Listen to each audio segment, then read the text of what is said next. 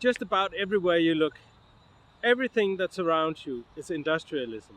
Not that dirty assembly line kind, but the new one. Because 100 years ago we came up with a new exciting idea. Now a lot of people might think that this building right behind me is one big ugly concrete building. But if you know just a little bit about that idea we invented, then this becomes a huge game changer. Not only for architecture, but for society and all. Here's why.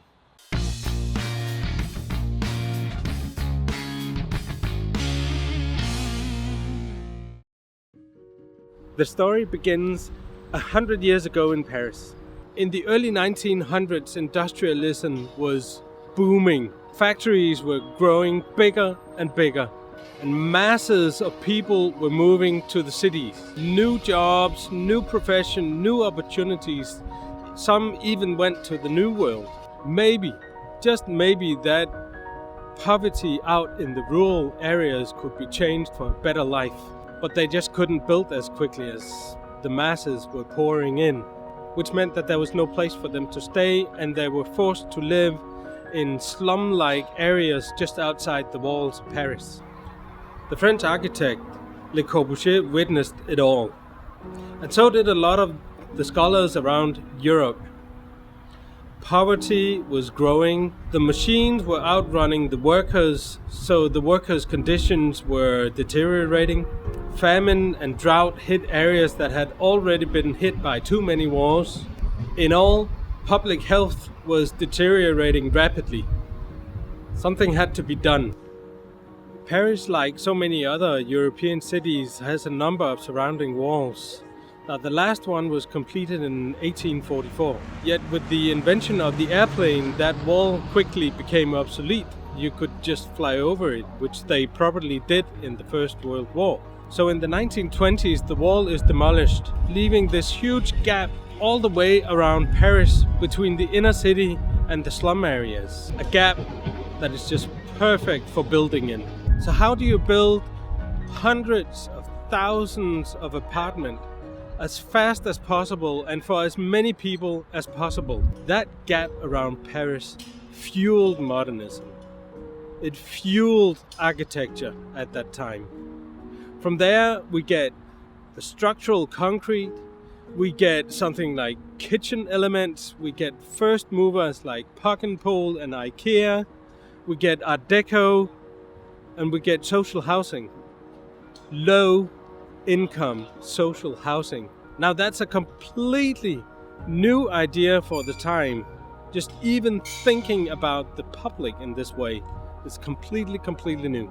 Now Le Corbusier led a big group of young European architects into some conferences they invented. They called them SIAM. Here they discussed how architecture could be part of that change.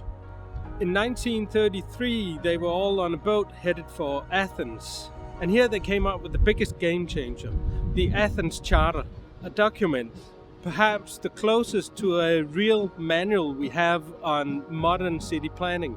Now, Le Corbusier had developed this idea on how cities could get better. Now, in medieval times, he described the city as being a collection of lower houses around a church being the biggest structure. In the 1900s, steel enabled the skyscraper to pop up, but it's still the same image, it's the same idea, the structures are just larger. Now Le Corbusier envisioned these massive buildings almost becoming cities themselves, where there would be no need for those lower houses around them. They would be replaced by nature, by parks and landscape. And then the Second World War breaks out. Everything is halted. Bombs are demolishing the cities of Europe. Now at great cost, the bombs are also making way for the future. So after the war, modernism and the Athens Charter are rebuilding the cities of Europe. Now the main theme here is one planted by Le Corbusier. And the source is his own city-like building, Unité d'habitation in Marseille. A huge building block where he does another trick.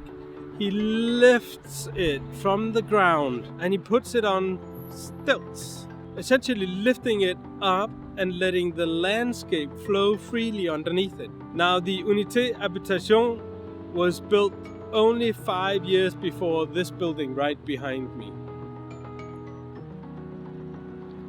I call it the Leeward, after the farmer that gave off the land. It's designed by a great Danish architect called Ole Hagen. Now, whenever I pass this building, I'm reminded of a sketch that Le Corbusier did for his building. Now, see how it's on stilts?